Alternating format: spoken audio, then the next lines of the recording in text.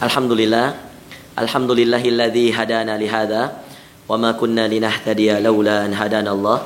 Tsumma alhamdulillahilladzi bi ni'matihi tatimmus shalihat bi fadlihi taqsal ghayat adada khalqihi wa ridha nafsihi wa zinata arshihi wa midada kalimatihi subhanaka ya rabbana la nuhsi sana'an 'alaika anta kama athnaita 'ala nafsik subhanaka la 'ilma lana illa ma 'allamtana innaka antal alimul hakim. Allahumma faqihna fid din wa 'allimna ta'wil. Rabbi shrah li sadri wa yassir li amri wahlul 'uqdatam min lisani yafqahu qawli. Radina billahi rabba wa bil islami dina wa bi Muhammadin nabiyyan wa rasula. Allahumma salli wa sallim wa barik wa an'im 'ala al-mab'uthi rahmatan lil alamin nabiyyina wa qudwatina wa uswatina Muhammadin ibni Abdillah salawatu rabbina wa salamuhu alaihi wa ala alihi wa azwajihi wa ashabihi wa man tabi'ahum bi ihsan ila yaumiddin, amma ba'd. Teman-teman yang dimuliakan Allah Azza wa Jalla, sahabat-sahabat dari teman-teman di Dai Peduli dan semua peserta Ramadan Dai Peduli, pesantren Ramadan Dai Peduli yang dimuliakan Allah. Semoga kita semua istiqamah di bulan suci Ramadan ini, dan semoga Allah Subhanahu wa taala selalu melipat gandakan kebaikan-kebaikan yang kemudian insyaallah dengan kebaikan-kebaikan tersebut kita bisa sama-sama menjadikannya sebuah ketaatan di jalan Allah. Termasuk kegiatan kita pada pagi hari ini, semoga Allah Subhanahu wa taala ridhoi dan semoga Allah Subhanahu wa taala berikan izinnya kepada kita untuk semoga dengan setelah kajian ini kita menjadi pribadi yang lebih baik, yang terus menjadi hamba yang bertakwa sebagaimana tujuan dari ibadah puasa itu, la'allakum tattaqun, agar kalian bertakwa. Bismillahirrahmanirrahim. Assalamualaikum warahmatullahi wabarakatuh. Teman-teman sekalian yang dimuliakan Allah, hari ini kita akan membahas satu tema yang Masya Allah sangat penting sekali dalam kehidupan kita. Saya sangat senang ketika kemudian mendapatkan tema ini dari Ustadz Andri kemarin, dan saya betul-betul berbahagia karena tema ini sangat kita perlukan dalam kehidupan kita. Apa tema kita hari ini? Agar Allah menutup aib-aib kita. Bagaimana caranya Ustadz? Nah, sekarang perhatikan teman-teman sekalian. Hampir setiap amalan yang dilakukan oleh seorang hamba itu dilakukannya untuk persiapan amalan yang sama yang lebih besar dari itu. Istilahnya, ibaratnya ada muqaddimahnya, ada pembukanya. Nah, jadi kalau seseorang mau melakukan amalan, biasanya Allah mempersiapkan amalan-amalan ringan sebelumnya, sebelum masuk pada amalan yang lebih besar dari itu. Nah, contoh, saya kasih contoh sholat 5 waktu. Sholat 5 waktu itu, saudara sekalian melakukan Allah, adalah sholat yang diwajibkan kepada kita 5 kali dalam sehari. Namun sebelum itu, sebelum sholat 5 waktu, Allah memberikan kepada kita sholat sunnah. Nah, terlepas dari sholat sunnah rawatib, ya, yang subuh, zuhur, asar, maghrib, isya, saya ingin mengambil sholat sunnah yang lebih umum dulu. Sholat sunnah apa Ustadz? Sholat sunnah antara adzan dan iqamah. Nah, ketika Rasulullah SAW mengatakan bainal adzanain shalah, antara adzan dan iqamah itu ada salat 2 rakaat karena Allah. Nah, jadi orang-orang yang kemudian setelah mendengar adzan, dia boleh salat sunnah 2 rakaat sebelum dia salat wajib. Semua salat 5 waktu itu, subuh, zuhur, asar, maghrib, isya, namanya salat sunnah antara azan dan iqamah. Jadi semuanya ada sebelumnya, tapi setelahnya tidak semuanya ada. Karena subuh makruh setelahnya, asar juga demikian makruh. Nah, tetapi semuanya ada salat 5 waktu, ada salat sunnah antara azan dan iqamah. Itu belum ditambah dengan 12 rakaat salat rawatib yang dikatakan oleh Rasulullah SAW. Kata Rasulullah SAW dalam hadis, man shalla thintai asyra raka'ah, siapa yang salat 12 rakaat dalam sehari semalam, banallahu baitan fil jannah, maka Allah akan bangunkan baginya rumah di surga.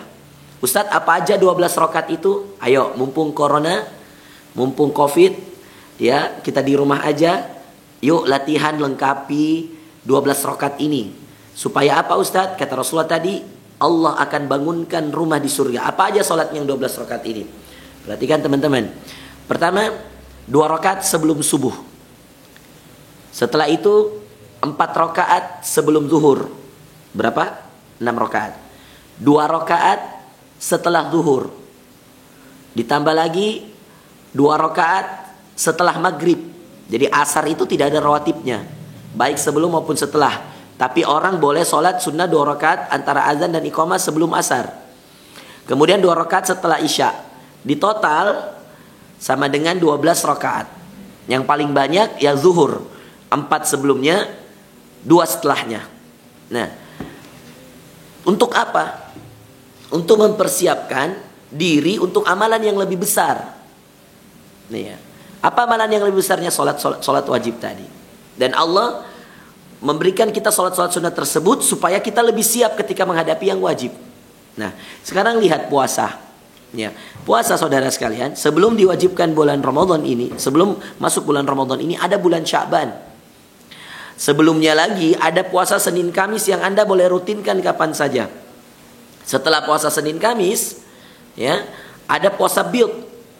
Setiap 13, 14, 15 Hijriah, ya, ketika bulan sedang purnamanya. Nah, kemudian ditambah lagi dengan yang puasa Daud. Nah, tetapi yang paling tersanad sampai Rasulullah SAW persiapan Ramadan itu ya bulan Sya'ban. Aisyah mengatakan, "Kana sallallahu alaihi wasallam yasumu Sya'bana kullah." Rasulullah itu berpuasa Sya'ban seakan-akan dia berpuasa 1 bulan penuh. Kenapa? Karena Aisyah sampai sulit membedakan mana hari di mana Rasulullah berpuasa pada bulan Sya'ban, di mana tidak.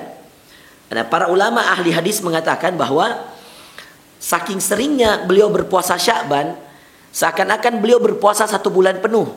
Iya, padahal tidak boleh berpuasa 1 bulan penuh kecuali pada bulan Ramadan. Tetapi itulah persiapan Rasulullah. Maka Aisyah radhiyallahu anha, kebanyakan beliau mengganti utang puasanya itu pada bulan Sya'ban untuk mengikuti sunnah Rasulullah itu. Selain itu apa? Tujuannya ketika Anda sudah terbiasa berpuasa pada bulan Sya'ban. Jadi Ustadz puasa bulan Sya'ban hari apa aja? Semua hari bisa. Kecuali 2 hari terakhir sebelum Ramadan, itu dikatakan hari keraguan-raguan. Sehingga seseorang tidak dianjurkan berpuasa pada bulan itu, khawatir dia berpuasa dan sudah masuk pada bulan Ramadan, sedangkan dia masih berniat untuk bulan Sya'ban. Nah, teman-teman sekalian dimuliakan Allah Azza wa Jal, maka puasa Ramadan, ya, muqaddimahnya atau pembukanya adalah puasa Sya'ban dan puasa-puasa sunnah yang sebelumnya tadi yang saya sempat bacakan, di mana setiap kita mengetahui bahwa puasa sunnah tersebut menjadi perantara kita untuk masuk pada yang wajib. Zakat sekarang, sebelum kita masuk pada zakat fitrah, ya, kita mengenal sedekah. Ya, ada sedekah harian yang biasa kita berikan. Sebelum kita masuk pada zakat harta kita, ada sedekah yang biasa kita bagikan, ya, yang kemudian kita bawakan dalam bentuk uang, beras, dan atau apa saja. Lalu kemudian kita zakatkan dalam zakat fitrah atau kita zakatkan dalam zakat harta. Nah, itu semua muqaddimah.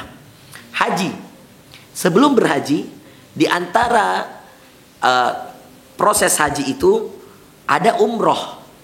Nah, yang dimana umroh tersebut dilakukan, ya, sebelum berhaji. Khususnya haji tamattu, sebelum kita haji, sebelum hari tarwiyah, sebelum kita ke Arafah, kita berumroh dulu. Nah, umroh itu bagian terkecil dari haji itu. Coba. Nah, semua yang diwajibkan tersebut, ya, adalah bagian terpenting yang kemudian menjadi idealisme seorang muslim.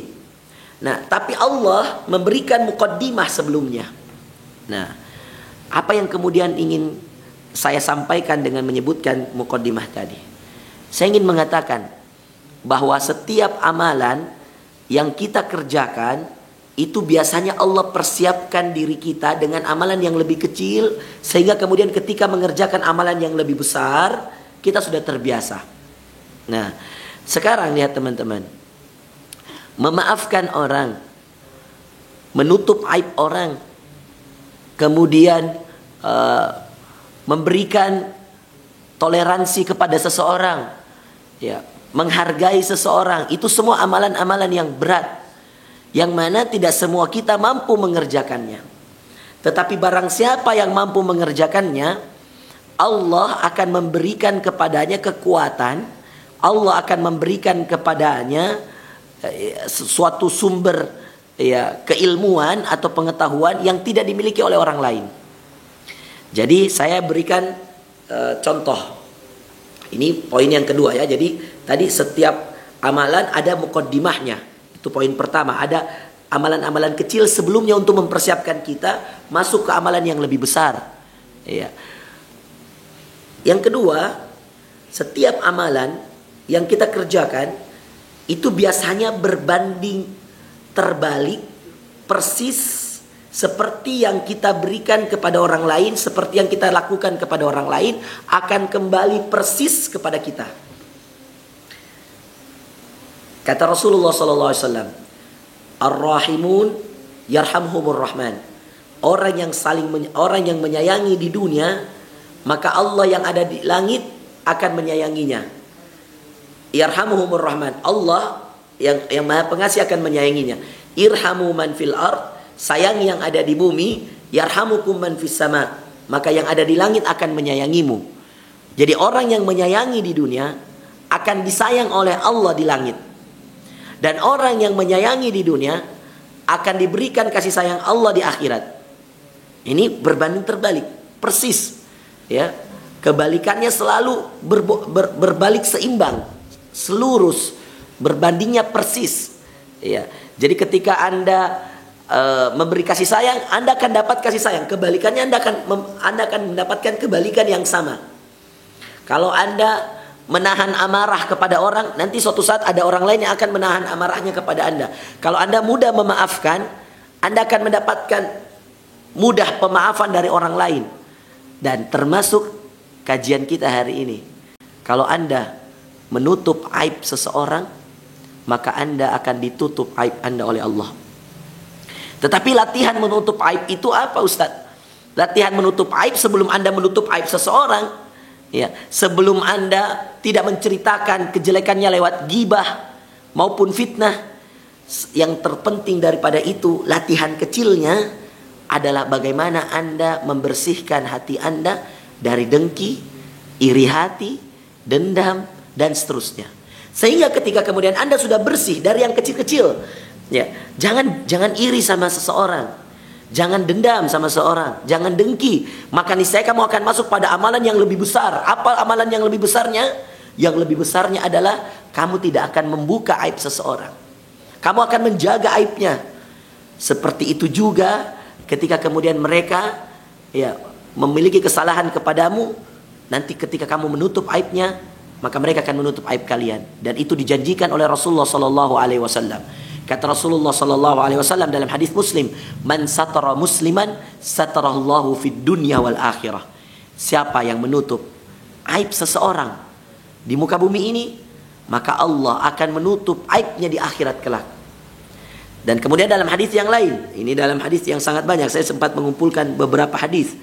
Ya, dalam sebuah hadis Rasulullah SAW mengatakan, Innallaha azza wa jal hayyun sitir. Allah itu maha pemalu lagi maha menutup aib. Iya. Yuhibbul haya was sitr. Dan Allah itu mencintai orang yang punya rasa malu dan suka menutup aib seseorang. Iya. Dia menutup aibnya dan menutup aib orang lain. Iya. Jadi tidak boleh juga, makanya ketika kita punya dosa, kalau kita sudah lakukan dosa itu dan tidak diketahui oleh manusia, maka sembunyikan dosa itu. Kalau dosa itu sudah ditutup oleh Allah rapat-rapat, maka sembunyikan dosa itu dan jangan beritahukan ke yang lain. Cukup dirimu yang tahu bahwa engkau telah melakukan dosa itu, karena Allah sudah menutup aibnya. Makanya dalam hadis yang lain dikatakan, di antara yang dibenci oleh Allah, ketika Allah menutup aib seseorang pada malam hari, maka lalu kemudian orang tersebut membuka aibnya sendiri di sore harinya atau di pagi harinya, itu dibenci oleh Allah. Nah, makanya saudara sekalian, menutup aib sendiri, ya, lalu kemudian menutup perbuatan dosa kita, menutup aib orang lain, itu dua hal yang sangat penting dalam kehidupan kita. Mukaddimahnya, amalan pembukanya, sebagaimana tadi sholat wajib ada sholat sunnahnya, puasa wajib ada puasa-puasa sunnah sebelumnya, zakat ada sedekah-sedekah sebelumnya, haji ada umroh sebelumnya. Seperti itu juga amalan hati ini. Ini amalan hati, aib. Ya. Siapa yang menutup aibnya, lalu kemudian menutup aib saudaranya, yang mau menutup aibnya dan menutup aib saudaranya, amalan kecilnya, hindarkan dirimu dari dendam, dengki, iri hati, dan semua penyakit-penyakit hati. Nah, itu yang kemudian akan menjadikan Anda, akan menjadikan kita semua mudah untuk menutup aib kita, menutup aib orang lain. Ya. Ustaz, kalau menutup aib mudah, tapi yang berat menutup aib orang lain. Karena dengan menutup aib orang lain itu insya Allah, Allah akan menutup aib kita. Dalam hadis Muslim dikatakan, la yastur abdun abdan fid dunya illa satarahullahu yaumal qiyamah. Tidaklah seorang hamba menutup aib saudara hamba yang lainnya kecuali Allah akan tutup aibnya di hari kiamat nanti. Allahu Akbar. Kemudian dalam hadis yang lain, ya, ini hadis terpisah dari Abdullah bin Abbas, man satara. Ini dalam masih diriwayatkan, ini diriwayatkan oleh Ibnu Majah dan disahihkan oleh Albani. An Abdullah bin Abbas, ya, dari Abdullah bin Abbas radhiyallahu an, anin Nabi sallallahu alaihi wasallam, dari Nabi kita sallallahu alaihi wasallam, man satara, siapa yang menutup, ya, aurata akhihi, aibnya saudaranya, al muslim, yang muslim, ya, satarallahu auratahu, maka Allah akan menutup aibnya yaumal qiyamah, pada hari kiamat. Wa man kasyafa aurata akhihil muslim, dan siapa yang membuka aib seorang muslim, saudaranya muslim, dikatakan kasyafallahu auratahu, maka nanti Allah akan buka aib-aibnya juga. Nauzubillah. Ya, hatta yafdahuhu biha fi baitihi, sampai nanti dikatakan Allah akan mempermalukan dia meskipun di dalam rumahnya. Jadi bayangkan, Anda akan malu meskipun Anda berada dalam rumah Anda. Kenapa? Karena Anda terbiasa menutup, membuka aib seseorang, maka nanti Allah akan buka aib-aibnya. Nah, maka saudara sekalian yang dimuliakan Allah, ini menjadi hal yang terpenting untuk kemudian kita pelajari bersama. Kalau kita mau dan kita inginkan ditutup aib-aib kita oleh Allah, maka berusahalah semaksimal mungkin untuk tidak satu kali pun mengeluarkan aib orang lain lewat lisan Anda. Membuka aib orang itu pahalanya, dosanya double, saudara. Dosa pertama, Anda akan mendapatkan dosa melalui pembukaan aib itu. Yang kedua, kalau Anda sudah membuka aib seseorang, maka Anda pasti akan terjatuh pada dua hal. Kalau tidak terjatuh pada ghibah, maka pasti jatuh pada fitnah. Kalau ghibah, maka itu Anda seperti seorang yang diibaratkan dalam Quran ingin memakan bangkai saudaranya sendiri. Na'udzubillah min dzalik. Kata Allah Azza wa Jalla, ayuhibbu ahadukum an ya'kula lahma akhihi maita fakarihtumuh. Apakah kalian mau memakan, apakah kalian suka memakan bangkai saudara kalian sendiri, padahal kalian sendiri tidak senang dengan makan bangkai? Na'udzubillah. Itu ghibah. Atau ghibah itu gimana, Ustaz? Kalau Anda buka aib seseorang, Anda mengatakan, dia itu seperti ini, seperti ini, seperti ini, seperti ini, seperti ini. Dan ternyata aib yang Anda ceritakan itu tidak semuanya benar. Ada sesuatu, ya, yang Anda ceritakan itu benar, meskipun benar Anda sudah ceritakan, tetapi orangnya tidak ada bersama Anda. Jadi Anda menceritakan aibnya, sedangkan orang yang Anda ceritakan aibnya ini tidak ada bersama Anda. Dzikruka akhak, ya, ma yu'dhi wa huwa ghaibun ank. Ya, engkau menyebutkan, ya, keburukan saudaramu sedangkan dia tidak sedang bersamamu. Ya. Dan itu adalah ghibah. Ya.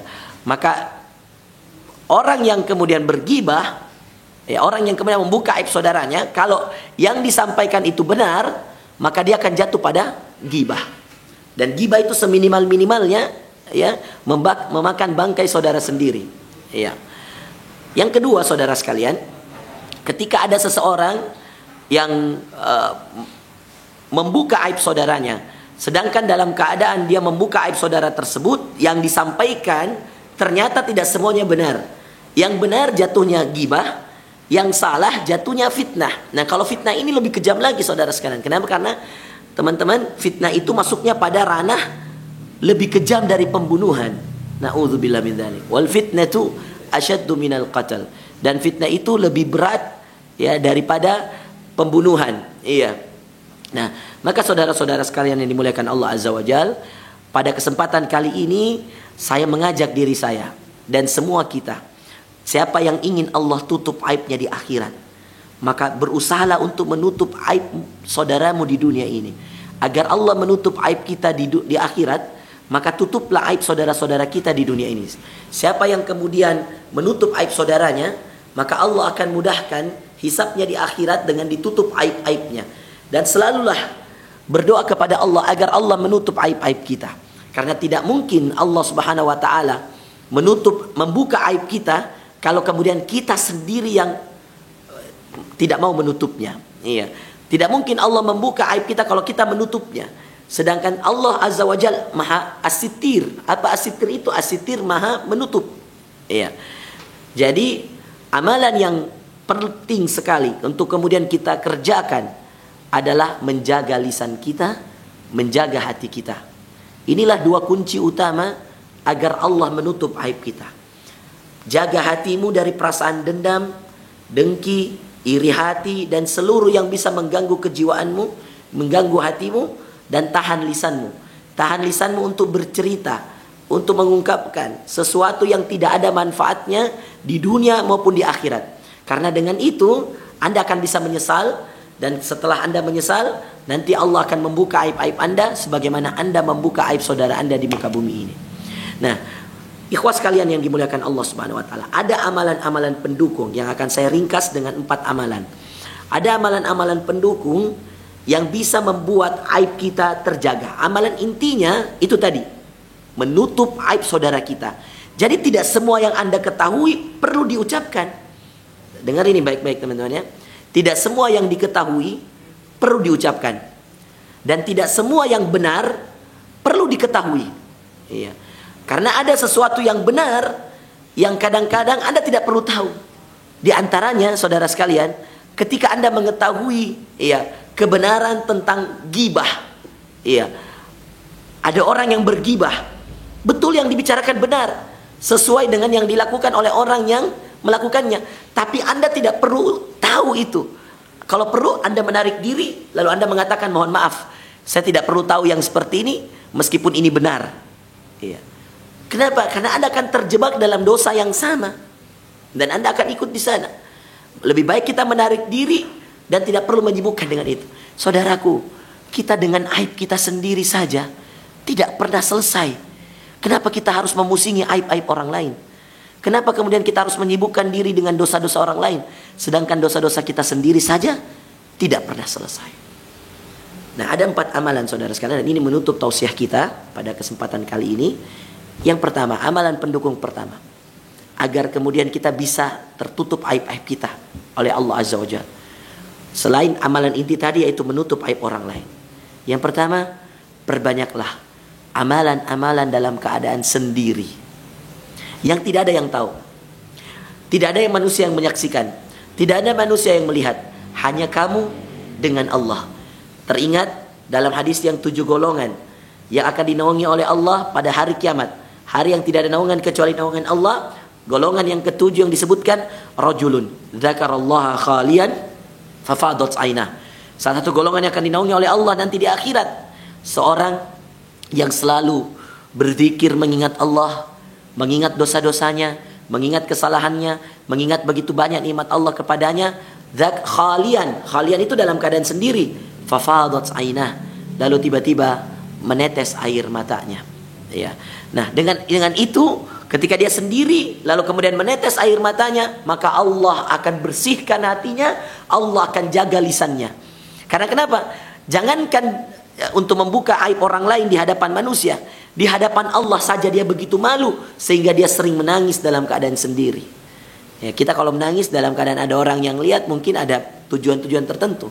Tapi kalau Anda menangis dalam keadaan sendiri, sholat tahajud tengah malam, istri tidak melihat, Anda bangun sholat malam, Anda sujud, Anda menangis ingat dosa-dosa, menangis ingat kesalahan-kesalahan, itu berarti hatimu sedang bersih. Karena sulit orang menangis kecuali hatinya telah bersih. Dan itu bukti bahwa Allah Azza wa Jalla sedang mencintainya. Yang kedua, amalan yang selanjutnya yang bisa membersihkan hati kita. Apa? Yaitu banyak membantu orang lain dalam keadaan susah maupun mudah, suka maupun duka. Kalau Anda banyak membantu orang lain, itu bukti hatimu bersih. Karena tidak mungkin ada orang yang mau menyibukkan dirinya untuk urusan orang lain kecuali orang yang hatinya bersih. Iya, dia mau datang dari tempat yang jauh untuk menolong orang lain. Iya, itu subhanallah. Iya, bagian daripada hati yang bersih. Dia mau mendatangi rumah, dari rumah ke rumah untuk memudahkan orang lain, itu merupakan hati yang bersih. Ya, dia mau mendatangi para fakir miskin lalu membawakan sembako, itu hati yang bersih. Karena nggak mungkin orang itu melakukan itu kecuali hatinya bersih, saudara sekalian. Maka latih dirimu dengan amalan yang kedua ini juga. Apa amalan yang kedua ini? Selalulah berusaha untuk membantu orang lain, selalu berusaha untuk peduli pada orang lain. Ya, termasuk pada Ramadan kali ini saya mengajak teman-teman yang hadir hari ini, ayo sedekahkan harta kita di Dai Peduli, ya, di rekening Dai Peduli ini. Nanti setelah itu teman-teman kita di Dai Peduli akan membantu untuk mendistribusikan apa-apa saja yang kemudian kita telah sedekahkan di jalan Allah Subhanahu wa taala, khususnya pada keadaan Ramadan seperti ini, di saat Covid-19 seperti ini. Nah, saudara sekalian, amalan yang ketiga yang bisa membuat kita bersih hati, terjaga lisan, sehingga kita nanti akan mudah untuk tidak membuka aib seseorang, akan mudah untuk menjaga aibnya, adalah amalan yang kita katakan ya adalah sholat malam. Ya. Orang yang rajin bangun tahajud, teman-teman, ya, adalah orang-orang yang istimewa di hadapan Allah. Karena Rasulullah SAW sebelum diberikan perintah sholat 5 waktu, Rasulullah SAW dianjurkan oleh Allah yang paling pertama adalah sholat malamnya. Maka jaga sholat malam kita. Itu bukti bahwa kita adalah orang yang terjaga. Siapa yang malamnya hidup dengan sholat malam, maka dialah orang-orang yang terjaga. Karena tidak akan bisa melakukan sholat malam orang-orang munafik. Ya, orang-orang munafik itu akan berat sholat malam. Makanya dalam hadis dikatakan, athqalus sholah alal munafik, sholat yang paling berat bagi orang munafik itu 2, Isya, subuh. Dan tahukah Anda Isya dan subuh itu, antara Isya dan subuh itu sholat apa? Tahajud. Ya. Jadi sholat yang paling berat itu wajibnya Isya dan subuh. Sholat sunnahnya yang paling berat bagi orang munafik, tahajud. Maka kalau Anda adalah orang yang betul-betul murni keimananmu, bersih, cek apakah sudah rutin tahajudmu. Baik di awal waktu silahkan, setelah Isya boleh, namanya tahajud di awal waktu. Kalau di bulan Ramadan namanya tarawih. Iya. Silahkan. Atau di tengah-tengah waktu boleh. Atau di ujung waktu. Ini yang paling terbaik di akhir waktu. Kira-kira mulai jam 2, jam setengah 3 sampai subuh. Itu waktu untuk tahajud dan sekaligus witirnya. Rasulullah biasa 11 rakaat, kata Aisyah radhiyallahu anha, kebanyakan salat Rasulullah itu 11 rakaat. Iya. Kemudian yang terakhir setelah salat malam. Jadi latih diri kita dengan amalan-amalan pendukung ini, ya, yaitu satu amalan tadi apa? Amalan yang menyembunyikan amalannya dari orang lain, amalan sendiri yang mana kita kerjakan sendiri tidak ada yang melihat, perbanyak amalan-amalan tersembunyi. Ya, itu amalan yang pertama. Sembunyikan amalanmu, apalagi ketika engkau bisa menghayati sampai engkau menangis, mengingat Allah, ya, ketika engkau menyembunyikan amalan tersebut. Dan itu juga masuk dalam 7 golongan yang disebutkan. Ya, rajulun tasaddaqa bisadaqah, seseorang yang menyedekahkan hartanya dengan sedekah, ya, biyaminihi, ya, dengan tangan kanannya, hatta la ta'lamu shimaluhu ma tunfiqu yaminu, sampai-sampai tangan kirinya yang dekat seperti ini tidak mengetahui apa yang disedekahkan oleh tangan kanannya. Ya. Maka sembunyikan amalan. Lalu kedua, kita masuk pada amalan juga yang tidak kalah penting, yaitu membantu orang lain, peduli kepada orang lain, karena itu bentuk bersihnya hati, dan insya Allah itu akan memudahkan kita untuk masuk pada amalan yang lebih besar, yaitu menjaga aib kita dan aibnya orang lain. Dan yang terakhir adalah doa. Mintalah kepada Allah agar Allah Azza wa Jal menjadikan hatimu hati yang khusyuk, hati yang bersih, diberikan hati yang istiqamah. Makanya di antara kebanyakan doa, nah ini teman-teman perlu tahu ini. Jadi selain doa Rabbana atina fid dunya hasanah wa fil akhirati hasanah wa qina adzabannar, ada satu doa yang sangat sering diulang Rasulullah. Apa doanya? Dengarkan. Ya muqallibal qulub, tsabbit qalbi ala dinik. Wahai zat yang membolak-balikan hati, teguhkan hatiku di atas agamamu. Dengan itu Rasulullah SAW minta kepada Allah agar hatinya diistiqomahkan oleh Allah. Dengan doa ini Rasulullah minta agar hatinya tidak berpaling kecuali kepada Allah. Jadi agar hatimu selalu bersama Allah, dan ketahuilah bersamanya, bersama Allah, semua akan baik-baik saja. Semua akan lancar-lancar saja. Semua akan mudah-mudah saja. Karena Anda bersama pencipta langit dan bumi. Agar Anda selalu dibersamai oleh Allah, bersihkan hatimu. Agar hatimu selalu istiqamah di jalan Allah, bantu dengan doa ini. Ya muqallibal qulub, tsabbit qalbi ala dinik. Wahai zat yang membolak-balikan hati, teguhkan hatiku di atas agamamu. Demikian teman-teman sekalian, itu sedikit materi kita hari ini. Bagaimana agar Allah Azza wa Jal mau menutup aib kita, agar Allah mau melindungi kita, dan agar Allah yang maha as-sitir maha menutup aib-aib, mau menjaga kita dari azab-azab api neraka. Demikian, jazakumullahu khairan. Wassallallahu ala nabiyina Muhammadin. Wassalamualaikum warahmatullahi wabarakatuh.